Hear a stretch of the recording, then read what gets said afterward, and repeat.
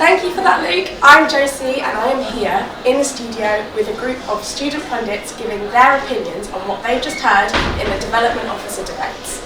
So first of all, let me introduce our student pundits here today. So can we start from the end first and then come back round to me? Hi, my name's Sam and I'm a first year physics student watching the development debate. Hi, I'm David Craig. I am a second year journalism student.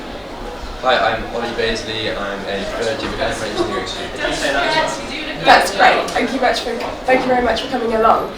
So, what was your general feel having watched that debate? Did you feel like there was much debate going on? Were the questions quite good? What was just your general kind of perception?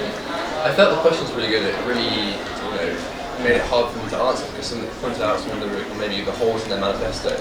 For me, no one really shone out too much in the debate. It was fairly equal. I felt maybe it was really there open for somebody to maybe step up slightly more.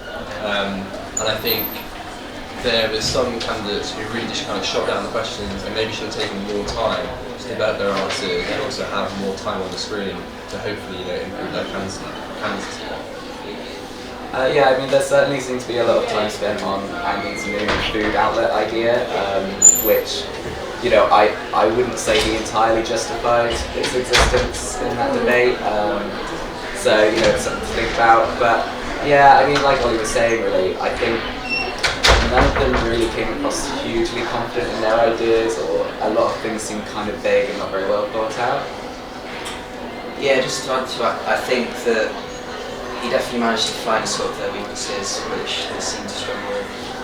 Like what they were saying with the food outlets, it sort of seemed like he was really trying to develop on that to sort of avoid holes like he did with a lot of the other candidates in his manifesto. There was definitely a lot of nerves though. It's the first debate of the evening and of this week, so maybe the candidates, maybe if they'd seen some other people go through it beforehand, they would have been less nervous. But my perception of kind of the overall is that there's a lot of similarities in terms of sustainability, and every year you get a lot of recycling of kind of topics and pledges. There are a couple of new ones. The Genius Pledge, for example, is one which is people try to get Genius working properly, Genius cars working properly in the SU for years, but it's never happened. And so that was a bit short-sighted, not really thinking and researching that properly. But what I really wanted to see from the candidates tonight was maybe a big, bold idea, something which could probably really shift the boat rather than just being a slight improvement over the previous years. Yeah, do either of you have any things that you wish they could have done, or could have had as a policy, or could have said as a better answer? I think something that the one candidate who stood out, I think, was Mel Peake. So she sort of has a definite sort of clear direction in terms of how she wants the SU to sort of go.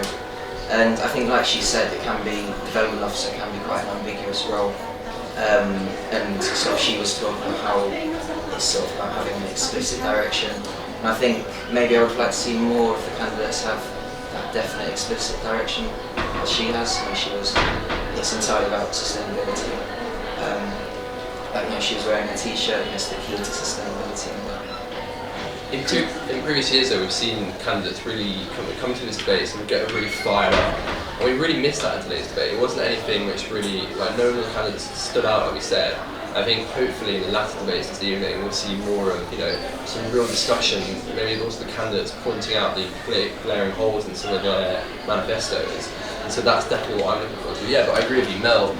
Solely focusing on sustainability though is a bit of an issue because sustainability is just one part of the role, and there's many more things such as managing the budget that comes under development.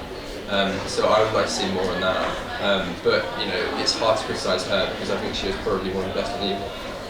Yeah, she probably was one of the ones who was able to handle the questioning a bit better. Do you think there's anyone who was maybe a bit weaker in terms of the questions that came from Luke? I think Charlie kind of had a very confrontational approach to a lot of the questions. It seemed like he was taking each question as a personal insult. And I kind of feel like being an SU officer, you need to be approachable because students are probably going to come to you with queries and things over your time in the role. So if that's how he approaches every question that he gets, I would wonder if that's the right temperament to have. It was also just really short-sighted. You've got your opportunity to speak to camera, to pledge what you're going to do, and you give a forward response, really, in some ways you're letting yourself down. You want to take the moment and grasp it, rather than just kind of passing it on to the next person as fast as possible. I thought that although, you can agree or disagree with Andy's promises and pledges, he did speak really well on camera and at least get his point across clearly, and it felt like some of what I remember most from that 20 minutes was what Andy was saying compared to some of the other candidates. How do you think Luke fared then? Because obviously this was his first time running the debate and questioning people. Do you think he did an alright job? He's looking sharp, isn't it? His suit looks really good, his haircut's on point, I rate it really highly. Yeah, definitely I think it's a welcome change of pace to cut out the joke questions from last year. I remember in presidential debate last year, one of the questions was what Hogwarts house would you choose to be in?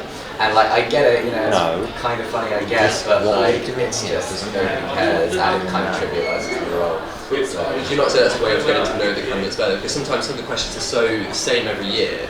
If you throw that one, it can get maybe show a different side to the candidates. I don't think it is. I don't think in this case it was, because if you go back and watch that video, most of them gave one-word answers, and some of them seem like I certainly don't know off the top of my head what the traits of each Hogwarts house is. So saying, if someone said, oh, I'm Hufflepuff, that means nothing to me. I'm not going to go Google what Hufflepuff traits are. I'm sorry, I guess I'm just very bitter, is what I'm saying. I think it's definitely a valuable policy to have with increasing gender neutral facilities, but I think maybe it would be better to see him taking more advantage of that, so that bit being more of an explicit theme of Rights Campaign. Okay, that's great. Thank you very much for coming and giving your opinions on our first debate of this evening. We're now going to go back to Luke in the studio for our next officer debate.